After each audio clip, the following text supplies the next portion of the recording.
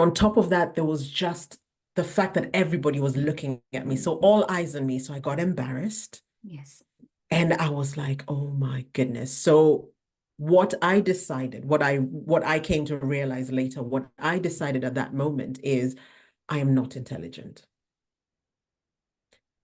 And on top of that, my defense mechanism was before I get embarrassed, I will embarrass myself. So then I became a school clown. We are represented. We are represented.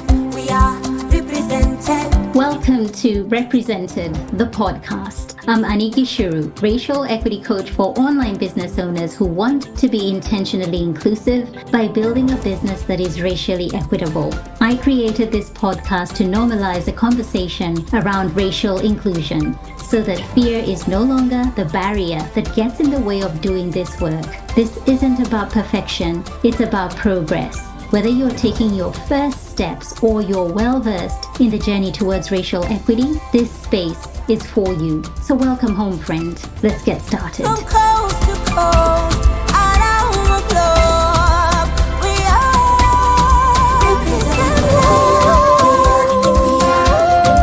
represented. We are represented. We all know first impressions count. Yet, rather than putting their best foot forward, most big-hearted, well-intended coaches are unknowingly starting their relationships with their prospective Black, Brown, Indigenous, and people of color clients off on the wrong foot by making statements such as the following. No, no, no, no, no. Where are you from originally?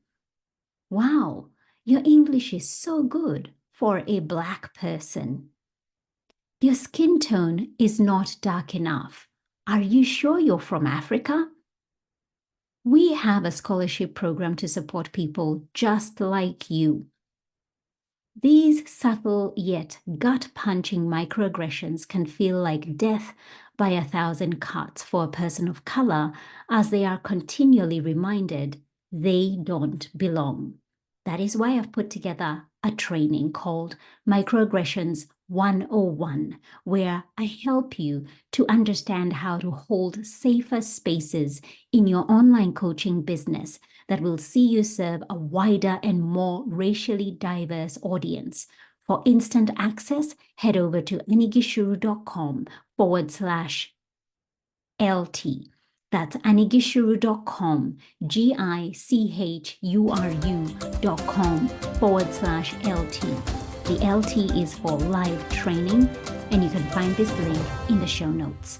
I've just finished having a conversation with Hezeliya Kariuki, and you are going to love her. She is a woman of faith, and she shares deeply about how her work intersects with her faith.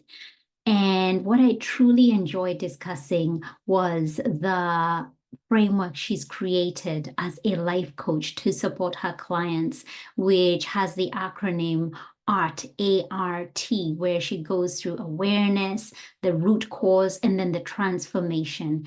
Hazel is somebody who took me from interviewing her to feeling like I was just a client in one of her group programs and just watching her do her thing as a coach, and also sharing her childhood trauma, some of the things that happened to her that shaped her into adulthood, and how she was able to uproot that and now become the coach that she is. But before we get into the episode, let me tell you a little bit about Hazel. Hezeliya Kariuki is a dedicated life coach specializing in empowering women to transition from feeling stuck to living lives filled with joy and purpose. With a compassionate and strategic approach, Hezeliya guides her clients to unlock their potential and embrace their true passions. In addition to her life coaching services, Hezeliya is an integral part of the Money Mastery Academy, where she mentors aspiring entrepreneurs and offers training to corporates. Through her guidance, her mentees gain the skills and confidence needed to scale their businesses and achieve financial success. Hezeliya's dual focus on personal fulfillment, and business acumen makes her a dynamic and inspiring force for change. Here is Hazel. Hey there, everyone. Welcome back to another episode of Represented Podcast with me, Annie Gishuru.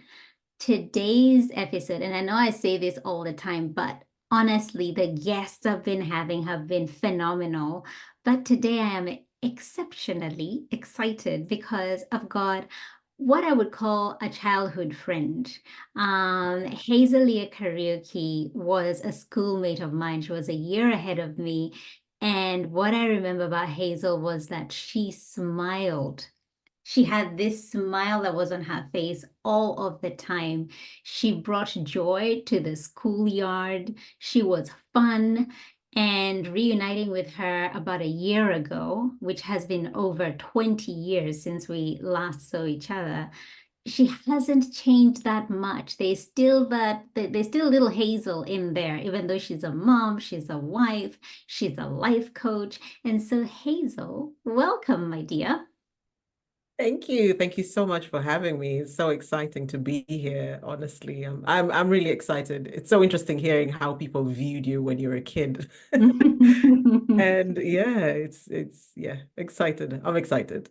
Thank you for saying yes, and thank you for being here. I feel like this conversation today will be a lot of discovery because we haven't been in contact, obviously, for that long.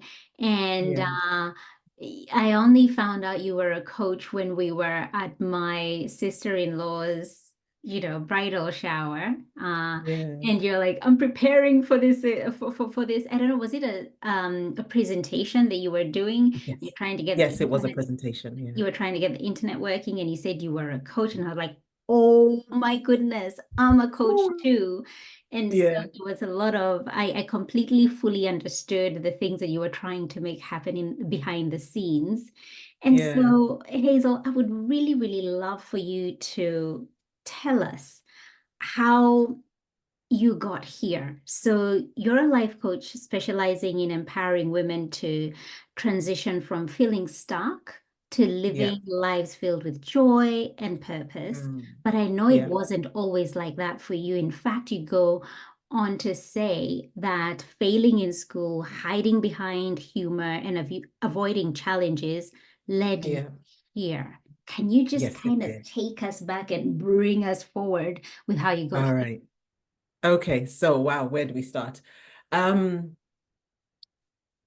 when I'd say maybe about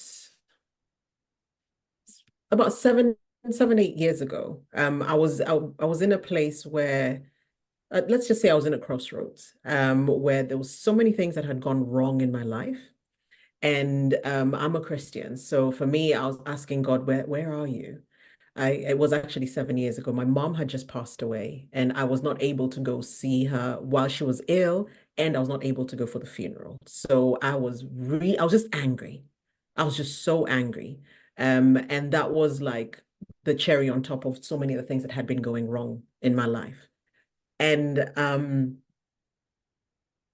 I just got to this place where I was like, something in my life has to change.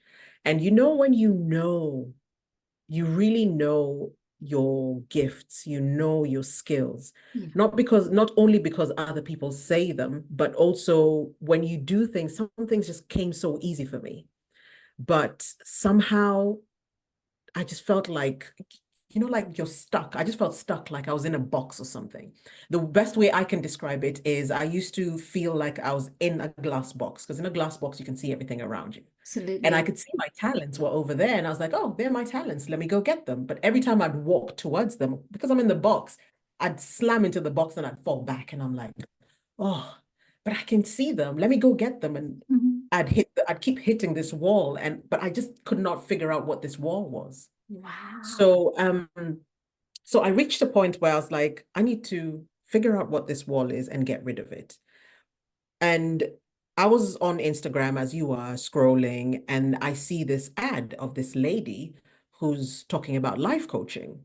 I'd heard about life coaching, but being a Christian, I'm very careful of what I pick when it comes to life coaching. I would love somebody to coach me, but have an understanding of Christianity. Yes.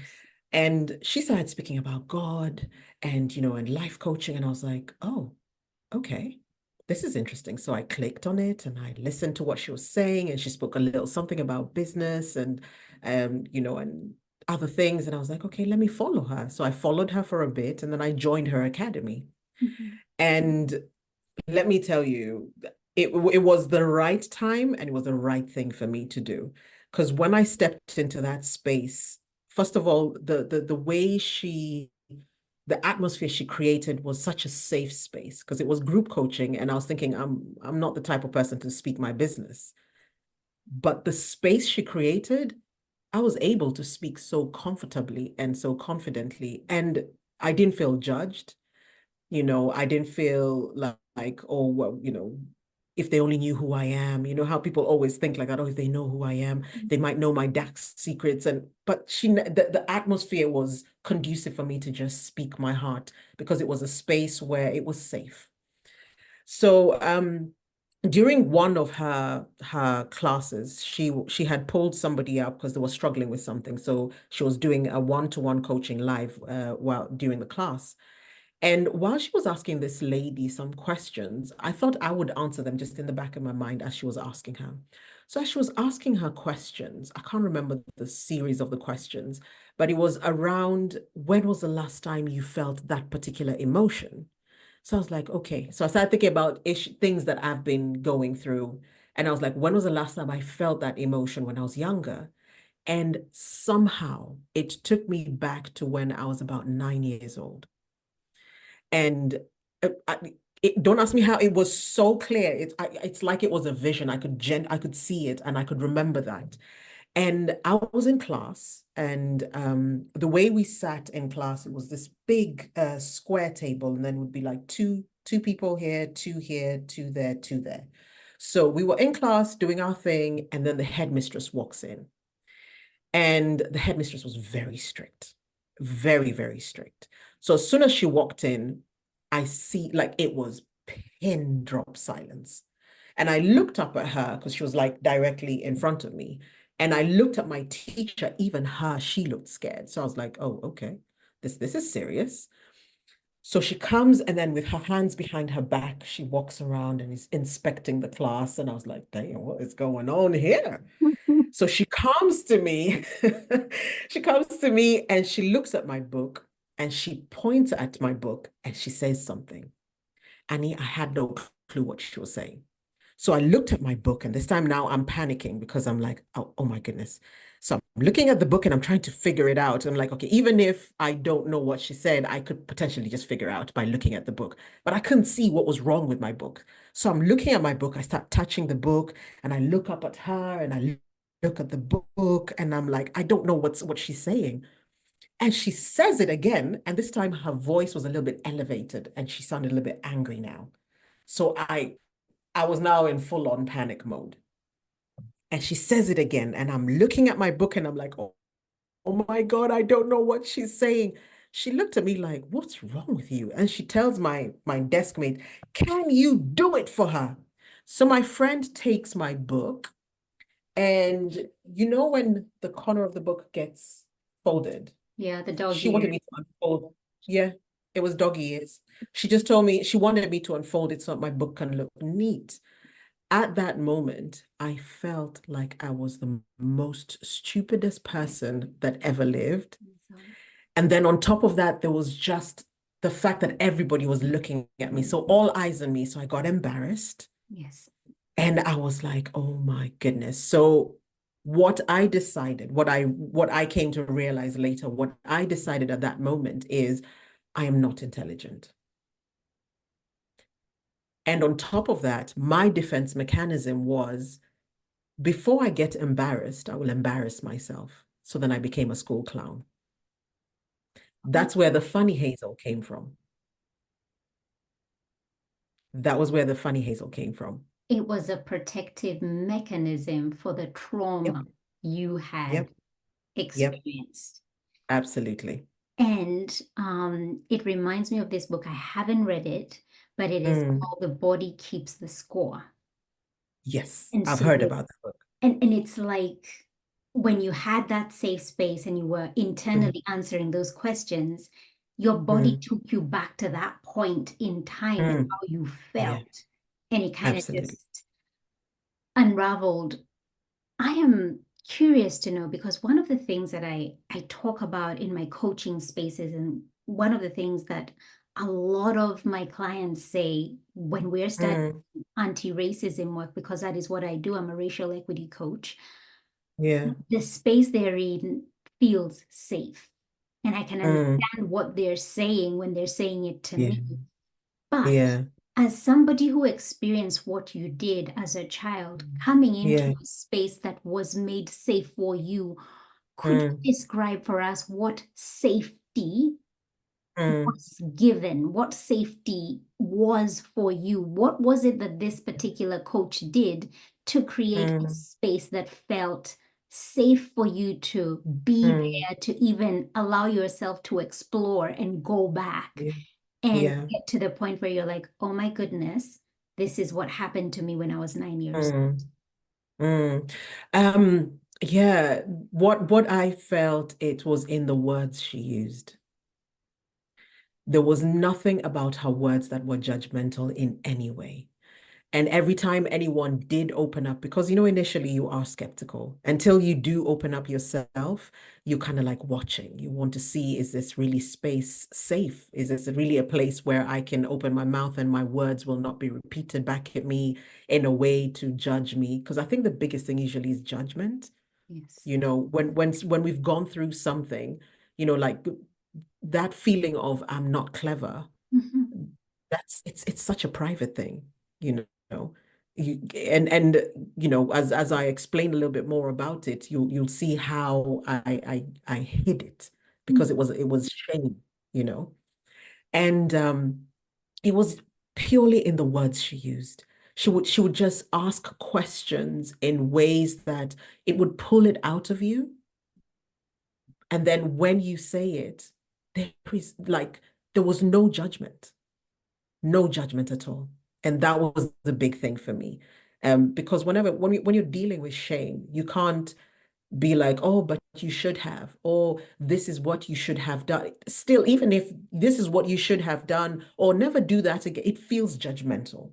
Yeah, So it's the word. absolutely. You know, as you're speaking, you're Yeah. reminding me of a lady that I interviewed. Her name is Mombi Hinga, and she was Yeah. talking about the shame we received Mm. growing up, particularly Yes. in the education system, the Oh, yes. teachers, how they Yes. made you feel, and then Mm. the students, they pick up that energy and Yeah. it is reflected back on you. So it's kind of like a Absolutely. double um Yeah. edged sword that's coming Yeah. at you.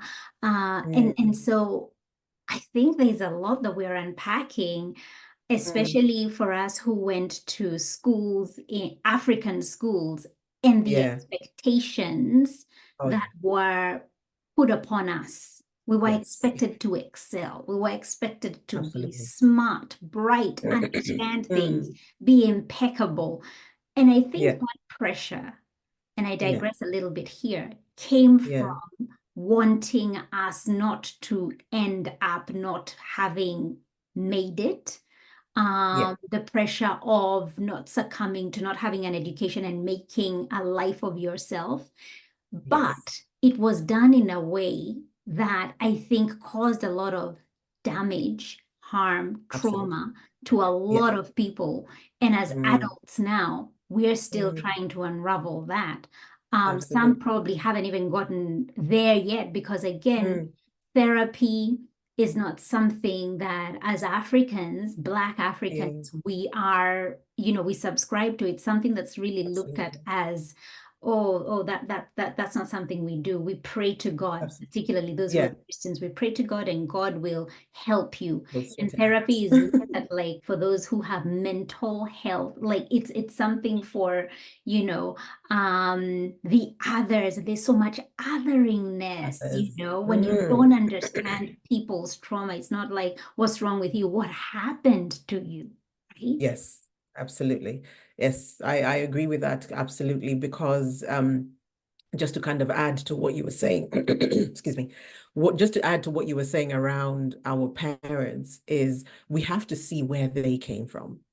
Our parents were post-colonial, That part. and what they saw or what was fed into them is certain things are is where you're supposed to be, being a doctor, being that. But if you look at the way they lived within their community, you didn't have to be, I mean, you can still be wealthy. That's okay. It's good. It's normal. However, the term, what was seen as wealthy then and what was seen as healthy for them at that time, they had not been introduced to, you know, what the colonialists think, what their perception of wealthy or good, or this is what life should be like. Yes. So now they were trying to recreate this thing that they don't know and they don't understand.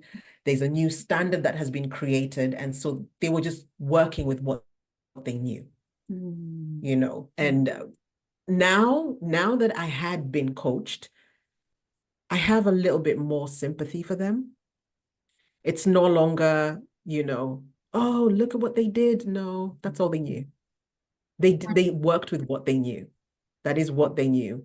You know, and I think looking at things from that perspective brings a lot of healing to yourself, and it can bring a lot of healing to community, you know. But yes, definitely there was that pressure. They were working with what they knew, what they thought was good. And if you're working with very little information, then you won't even do something well enough, you know. Absolutely. And I think Yeah. what you've just done so beautifully here is highlight the value, the benefit of coaching, life Yeah. coaching, and Yeah. especially when you find the right person That's who it. has what you need.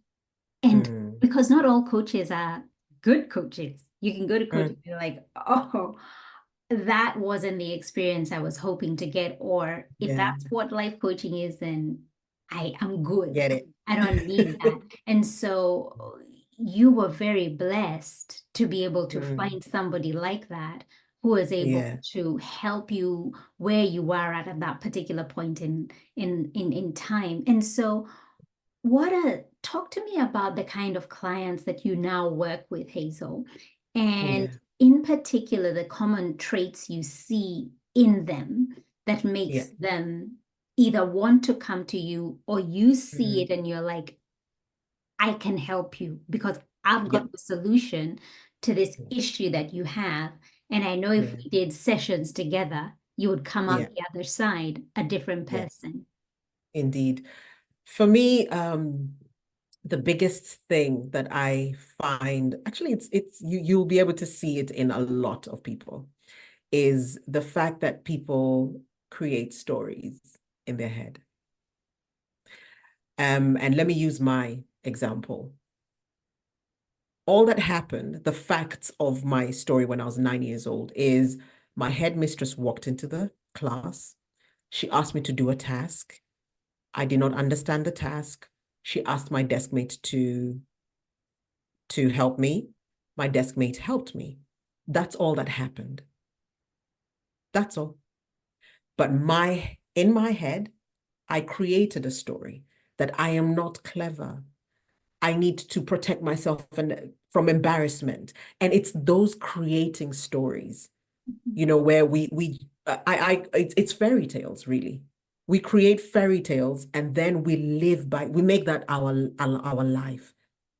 For Mm. me, that's the biggest thing.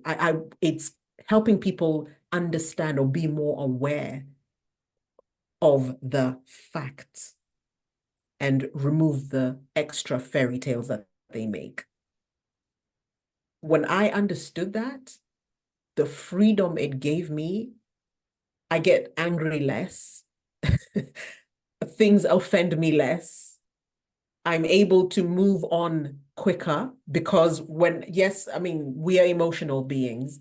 and something will happen and we will feel the emotion, and we need to allow the emotion to be there because that's natural. That's who we are as human beings.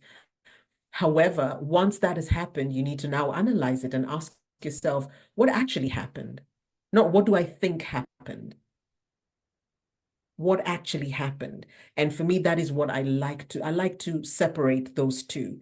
And when I've worked with a lot of my clients, that is what I try and separate. I bring them to the awareness of separating what is real, what actually happened, and what story they created. That is the big thing that I love to do. And then from there, I kind of like build from there. We uproot the lie. And then from uprooting the lie, I now give them tools on now living a transformed life. Which I'll explain at some point what, the system that I created while I was coaching. But in a nutshell, that's kind of what I find. And that is my next question. I was coming into your framework, but I want to take a step back because you've mentioned something about stories, the stories that we create in our Yes. head. And I wonder, Yeah. Hazel, Yeah. there is also a role that is played by the people who make us put Mm. these stories up in our minds because they Absolutely. play a very significant role. So your principal, Yes. there was a way she walked in, there was a way Mm. she looked at you, there was the way she Mm. questioned you. She didn't Mm. say what it was. She said, hey, you've got some dog ears here. You need to unfold that, which again, looking at it as an adult, I think is so pedantic. Like, Yes. hello, what is the issue? It's like you're looking to find fault.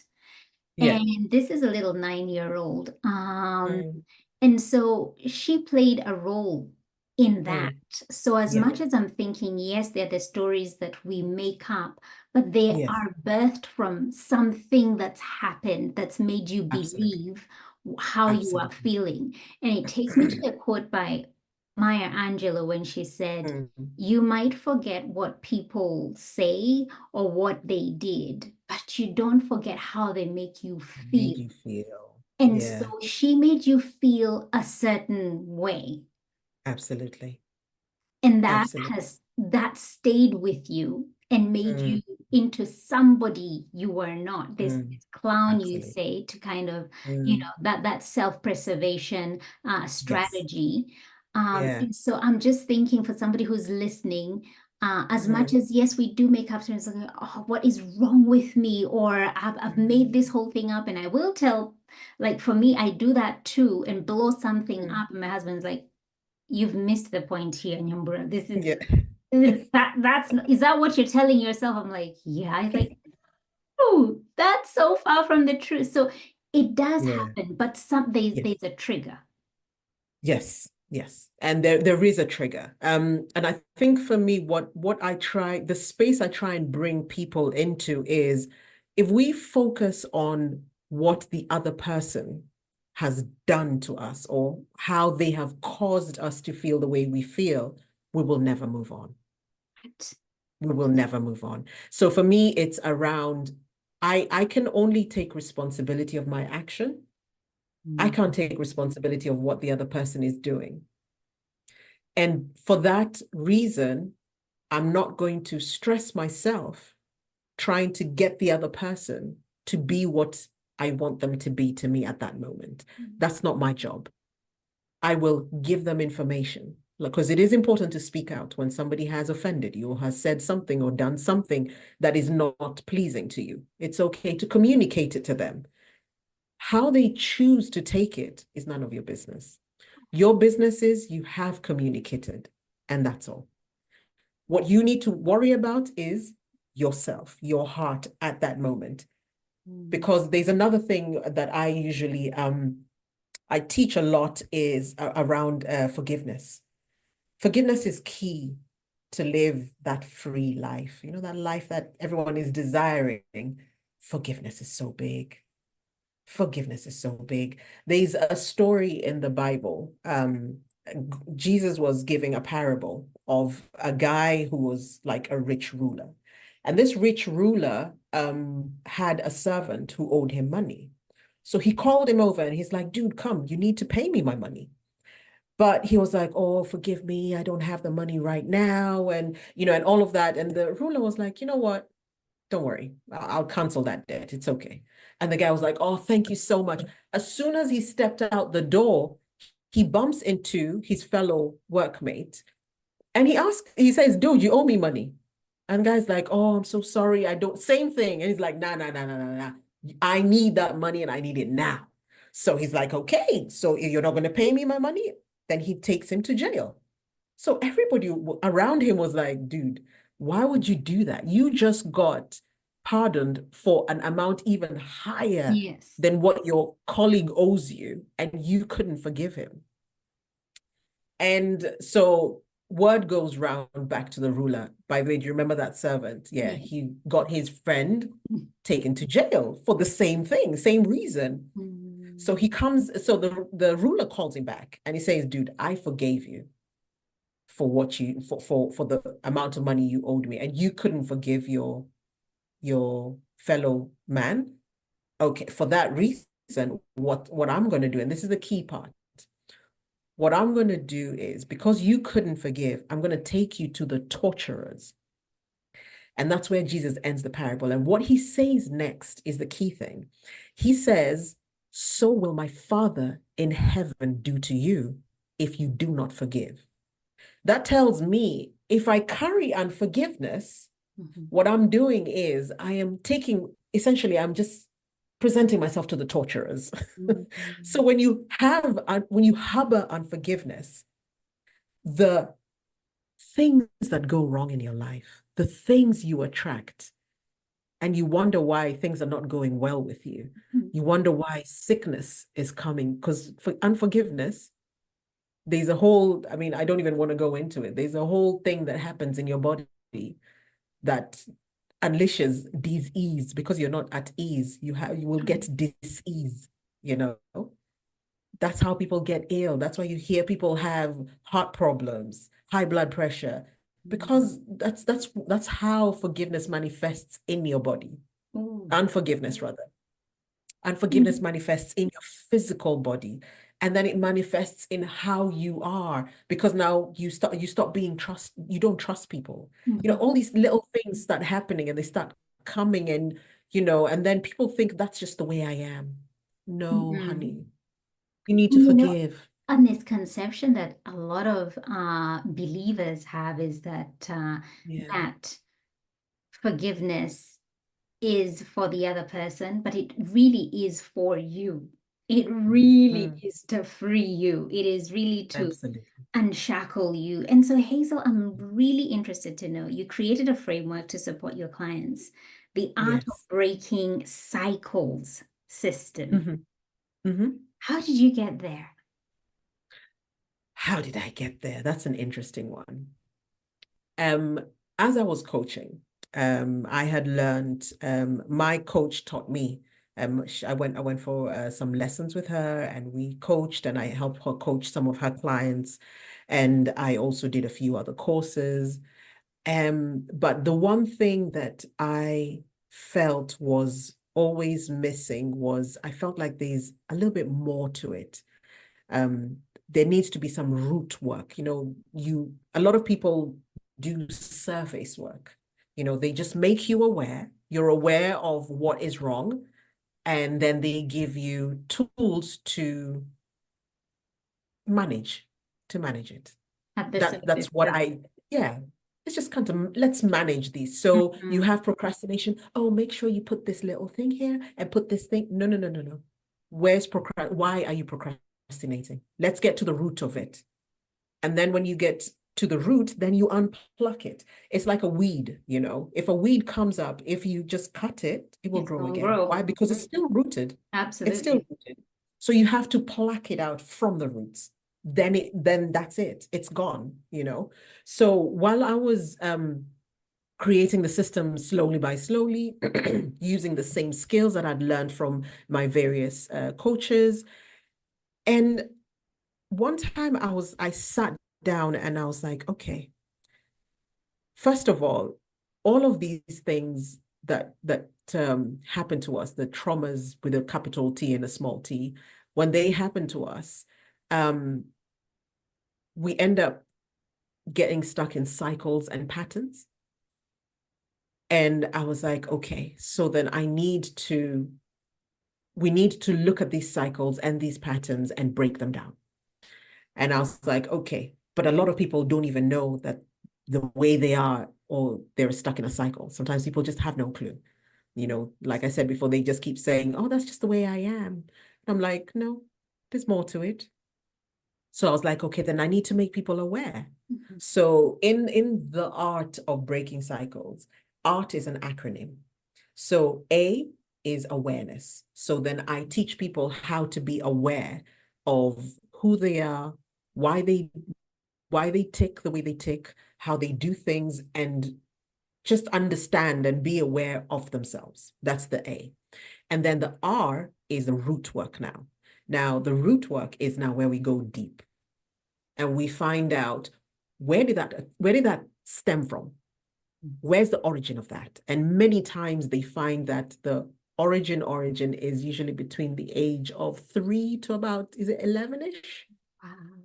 A lot of these things happened around then, because our minds were forming, and that's what we're just gathering information, and the tiny you understands things in a certain way. Mhm. So a lot of the traumas stem between that age, a lot of things that happen to us that create who our character is now. It's around that age.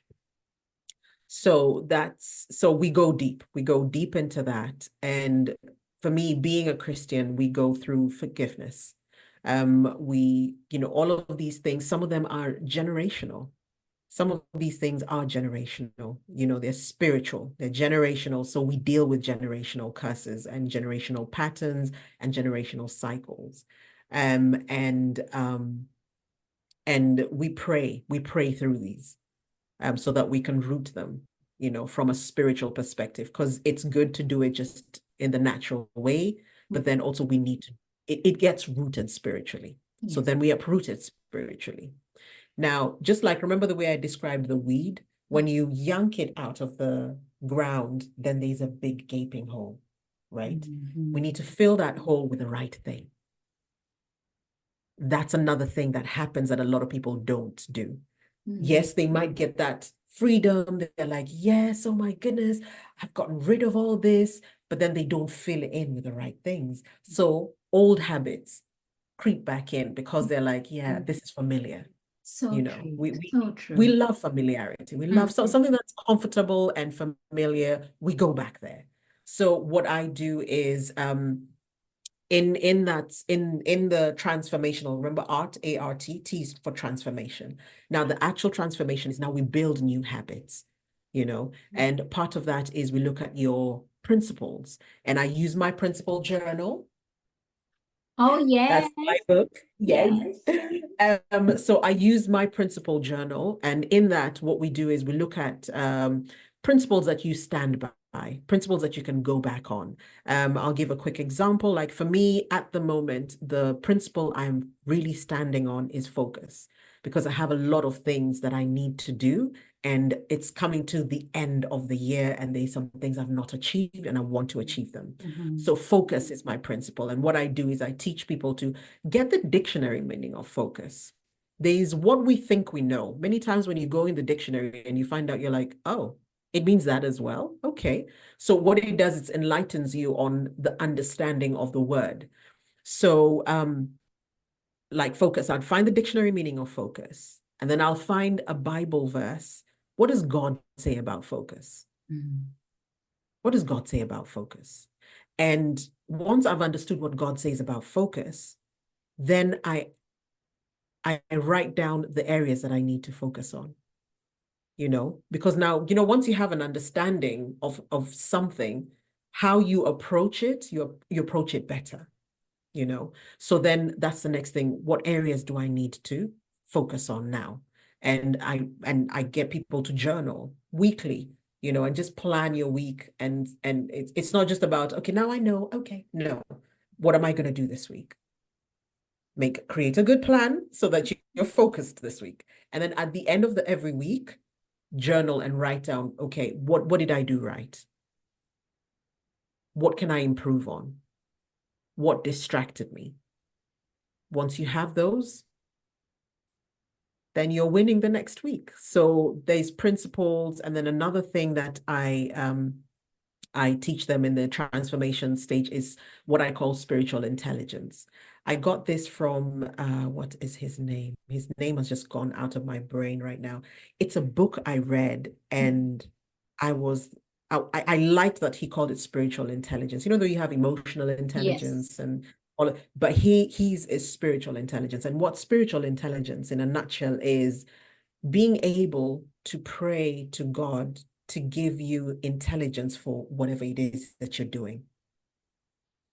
So if I am going into a meeting, I'm asking the Holy Spirit, what needs to happen here? And he gives me the intelligence and I'm able to perform it. If I'm going to meet up with my friends, I need spiritual intelligence. It's not just for business, work, it's for your day-to-day living. So you'll know what to say, when to say. So you're living a life on purpose. You're living an intentional life.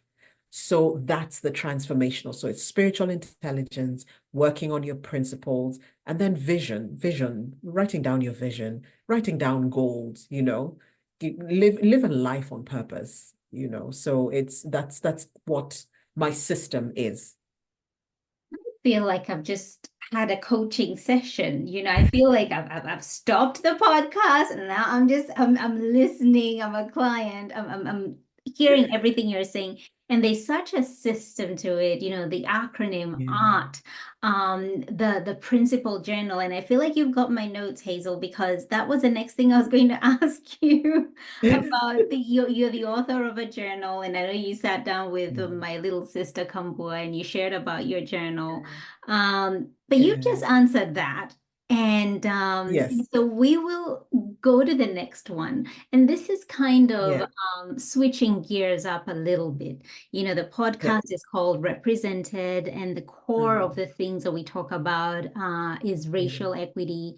Mm. Representation is so important. And so, been how has it been a Black woman living in the Mm. UK, raising Mm. two kids with your husband? How has that been, knowing that we grew up in Kenya around Yeah. people who looked like us, sounded Yeah. like us, and Yeah. we kind of had the same traditions and mannerisms? Mm. How has that been for you as a Black woman living in predominantly white spaces? Okay. So my story is a little bit different. See, what the way I grew up, we were exposed to a lot of things outside of just our community. And it goes back to my father used to travel a lot because he worked for the government and he used to travel a lot.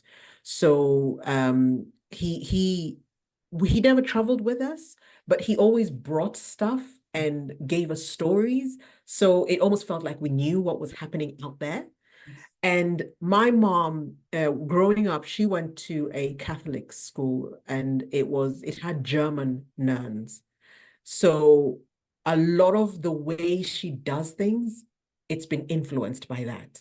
So the way we were brought up in our house, I did not have such a big cultural shock when I came to the UK. It wasn't such a big cultural shock. For those who might be watching this and do not know, the kind of upbringing we had, um, when it comes to things like foods, for example, we ate African meals, right? That was just the ugali, the Standard githeri, procedure. the African Yeah. food. But in our home, we had a mix.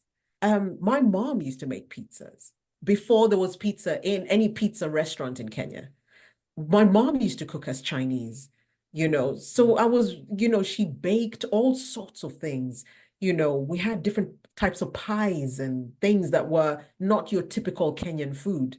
So for me, the space in our home was very diverse, I would like to say. Yes. Like the things that the culture was Multicultural. a lot of diversity. Yes, it was very multicultural diversity, even though we were 100% Kenyan and Tanzanian.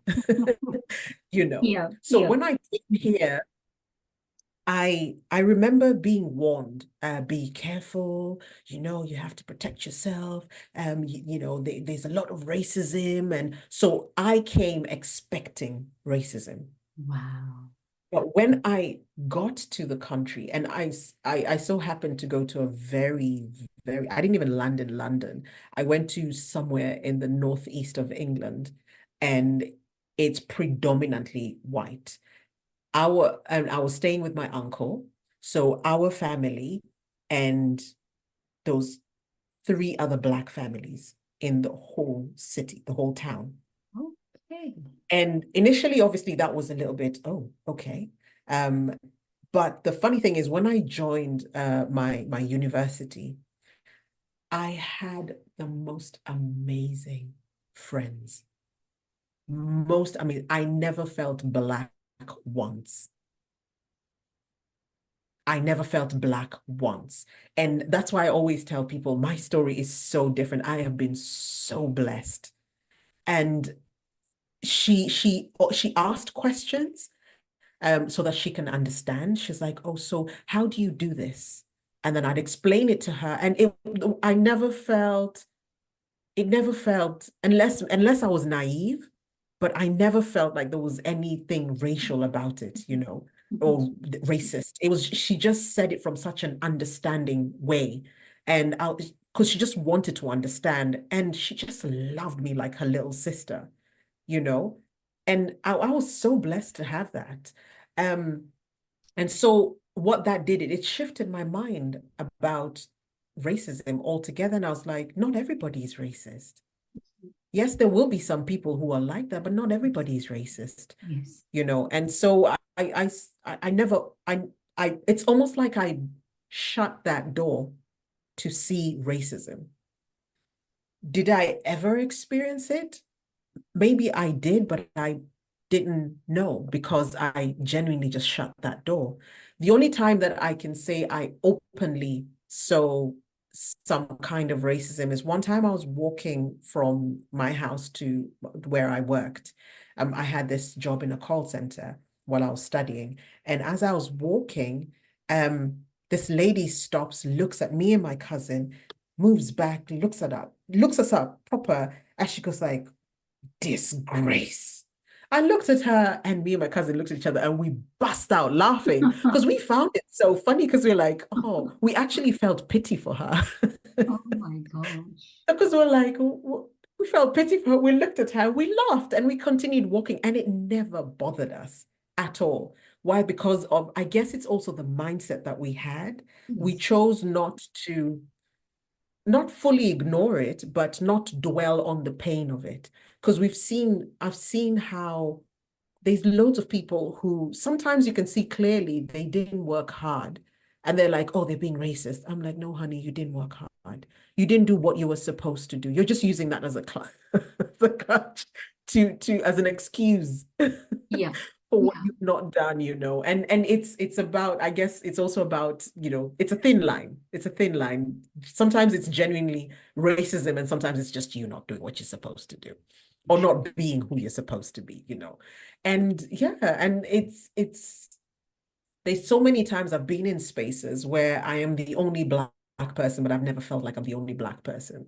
You Mm. know, another little incident that happened that it was not until somebody else told me that I did not even recognize. I was at work and my boss started picking on me quite a bit. And I didn't like the way she was picking on me. And it started getting really bad. And when I was sharing with a friend, and she goes like, oh, is it because you're the only black person? That was the first time. I had worked for that organization for 4 years by then. And that was the first time I actually realized I was the only black person because nobody treated me like that. They treated me in with respect, and when there was any development that needed to be had, they would develop me. Like there was no, let's pick this person and let's maybe pick this. There was nothing like that. So what I feel, or the thing that has been my story around um, race or racism, or it's been more my posture has determined how they approach me. My posture has determined how they approach me. If I don't, if I feel like if I had that, and there's a certain energy you can give that will just attract certain things, Mm. and this is back to the coaching thing. The energy you give or the energy you're carrying will attract certain things. So I always tell people, if you see you're attracting certain things, look back inside. Look Mm. back inside and see what am I emitting that's attracting? Why did I attract this? So for me, the way I have been, I'm just so confident in myself. I'm happy to be who I am, and it is what it is. Take me as I am, and that's never been a problem. The only thing that has been a problem is being a woman. Wow. Okay. Yes. Being a woman, that those are the things that I have noticed where I'm like, why did that guy get more than I did? Why am I not being seen as an equal in terms of qualification, for example? Why does he why? There's another company I worked for a few years back, and it was the fact that I was a woman and that I was a foreigner to them because the company was American. And I'm a foreigner, like I'm African and I am British. Mhm, mhm. So those two were like the thing that were like, yeah, yeah, yeah. Then they would bypass me and go to people who are their fellow Americans. And I'm like, bruh, I am more You see. qualified than that person. I have better abilities than they do, you Wow. know, which This is is which is so quite interesting. This is so interesting to hear, Hazel, because I don't think I've had a guest on my on the podcast who has not Yeah. experienced it in some way or other, whether it was covert or overt. Mm, They've experienced mm, it in some form. And yeah. so I honor your experience and how you move and exist Mm, in the spaces mm, that you do. And I think it's also really refreshing for the person listening to hear this other side of the story, to hear that there is mm, somebody who is based in the UK and they've lived mm, there for many, many, many years. And this is their mm, outlook on life and this is how they feel about it. But the gender bit, oh yeah, I felt something there. I can yeah. definitely tell you this is what I've seen. So it's really, really Mm, interesting. And this is why, our stories are so unique to who we are. Our stories are I so know. unique to the human that we are. And Mm, you mentioned earlier, Hazel, that you are a woman of faith. You're married to a yes. pastor, Yes, I am. and who is one of my brothers, my big brother's best friends. How does Mm, your faith impact your mm. coaching business? My coaching business is nothing without my faith. Absolutely nothing. Um, for me, the way I look at it, this is my calling. This is what God wants me to do. The way you see, there's a verse in the Bible that says that God has a plan for us. God has a plan for all of us. And this plan is to prosper us, give us good stuff, basically, in a nutshell. So for me, my calling is to ensure that people live a life filled with that purpose. Because I believe that God has, Mm. he's a good God. And there's a reason why he put every single one of us on this earth.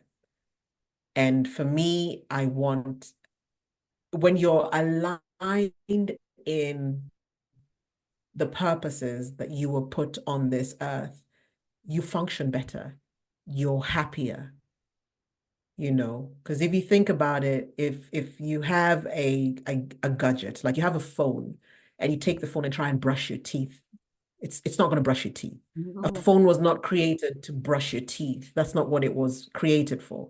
It was created to do what it does, make calls and all the extra things that it does now. Nowadays, it's developed compared to them. everything. You remember them dial? We've come a long way. We I think I sure just gave away have. my age. We sure have. And Yes, but when it's understanding that. And for me, it's about putting people back into what God called them to be so that they can live a life filled with purpose. filled with purpose. And Mm, when we met in Kenya, yeah, you told me that you were wanting to really support pastors' wives, you know. yeah, How's yes. that going? It has slowed down a little bit because I really wanted to make sure that I am fully aligned. It's not an easy space to be in Mhm. because one of the biggest thing that I've found within the space where pastors' wives are is trust. Trust is really it's a big thing. It's a big thing because the space they are in is very fragile. There's a lot of judgment. There's a lot of, they struggle to trust that, can I trust this person Yes. with my deep, dark secrets? So I'm still in the middle of creating that. However, the one thing that I've managed to do with that is there is a charity in Ghana called Togetherness Pastors' Wives. Mhm. And what it is, it's an organization where pastors' wives in a particular area in Ghana. I don't want to butcher the name of the area, so I'm not going to say it out loud. But there's a particular area where pastors' wives have come together, and what they do is they support each other.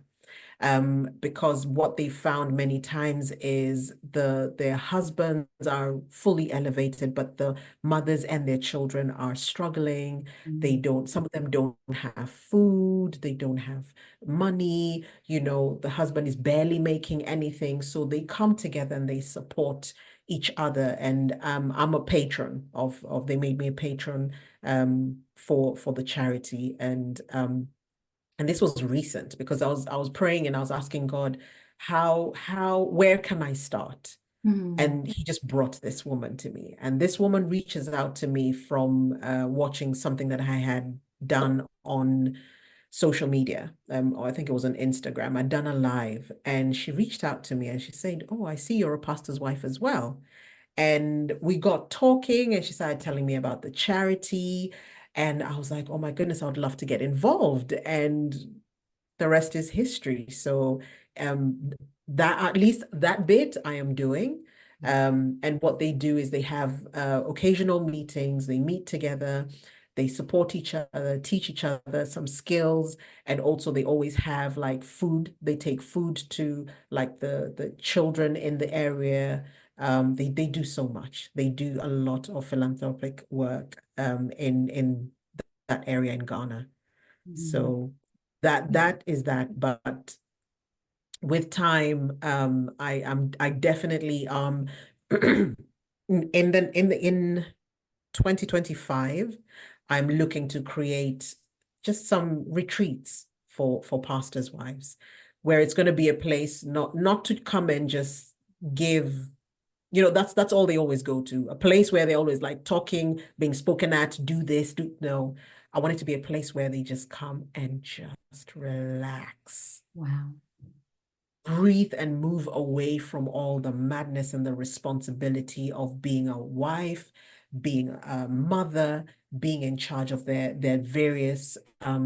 Responsibility. various responsibilities and ministries, and just come and Mm. just be them, find them, recalibrate so that when they go back, it's back to having strength, just pour into yourself for a bit, spend time with God or not, just chill, pamper yourself, go for a spa break, do whatever you need to, just like 3 or 4 days of me time, and then go back into the world and give back. That So sounds so refreshing. So, if you're a pastor's wife and you're listening to this, you better get in touch with Hazel. And so, I want to ask the final question. Um, and maybe this is casting back to little Hazel, yeah. 9-year-old Hazel. But the question is, if fear was not a factor, Yeah. how would you show up in your work? Oh, wow. That is such an interesting question. If fear was not a factor, Mhm. I think I would have been more bold. I think I would have been a lot further than I am right now. I don't beat myself up about that. Thank goodness I used to. But I would have been, I think I would have impacted a lot more lives by now.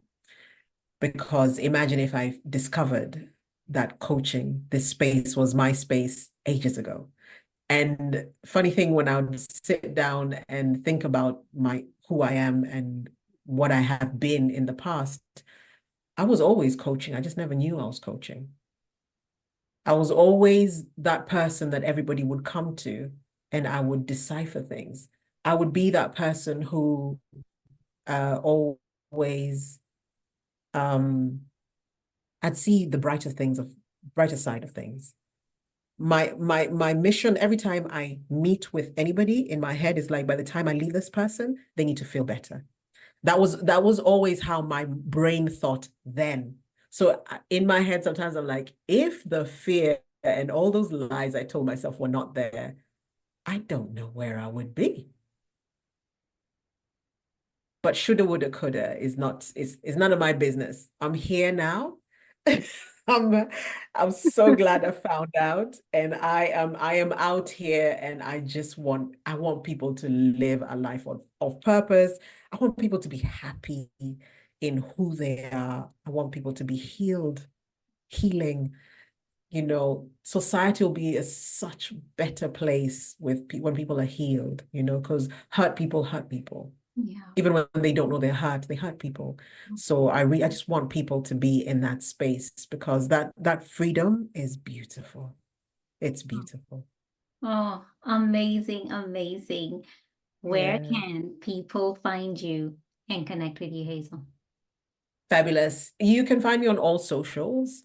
I am on Instagram at Hazel Ka. On Facebook as well at Hazel Kar, Hazelka. LinkedIn, my full name, Hezeliya Kariuki. You can go on my YouTube. YouTube is still in the works, but just subscribe and I'll be coming. On YouTube, it's my name, Hezeliya Kariuki. Let them get on everything. Absolutely. I'm I'll on pop all these TikTok as well. links. I'll pop all these Yeah, links in the show notes. If you try and take notes, please don't. All these links are gonna be in the show notes. Oh, absolutely. Yes. So that's where I will be.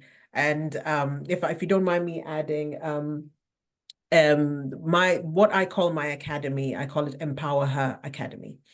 And I'm going to be, if people stay on my Instagram, I'm going to be doing quite a few announcements around that. I'm doing a 90-day challenge from October where I'll be pushing people to go for it. This is the last part of the year. Let's end the year strong, mhm. end the year strong. What I've found is when I've ended my year strong, I start my year very strong. And so I'll be doing a challenge. It's going to be a 90-day challenge. So it's October right through to December. So if people stay on my page, I'll be announcing a lot more around that. What is the challenge about? The challenge is around we need to push for Mhm. that last things. There's a lot of times what happens is you have goals and things that you want to achieve at the beginning of the year. Come mid of the year, it kind of like dwindles down. The energy is not as high. So and then it starts picking up because you're like, oh my God, the year is almost finishing. And then you you need some kind of accountability. You need somebody to hold your hand and help you push that last thing. People are like, oh, I wanted to start a business. I wrote it, but then I didn't come. Let's This is get those for you. goals Yes. going. Yeah, let's do this. Let's do this. Oh, Let's end the year strong. wonderful. Thank Yeah, you so much for being here. thank you. Thank you for this conversation. I know Yeah, it has touched different people in different ways. Thank you yeah. for the work that you do, Hazel. Thank you. We are represented. We are represented. We are represented. represented. Thank you so much for tuning in. Why don't you go ahead and hit that subscribe button and leave a review so this podcast can reach more online business owners, and together we can begin to normalize racial inclusion in the online coaching space. I'd love to acknowledge the traditional owners of the land where this podcast episode was recorded, the Wiradjuri people in central New South Wales, Australia. Music produced in Nairobi, Kenya by Patrick St. P. Mbaru and Kambua Mathu. Vocals by Joanne Matata. Represented.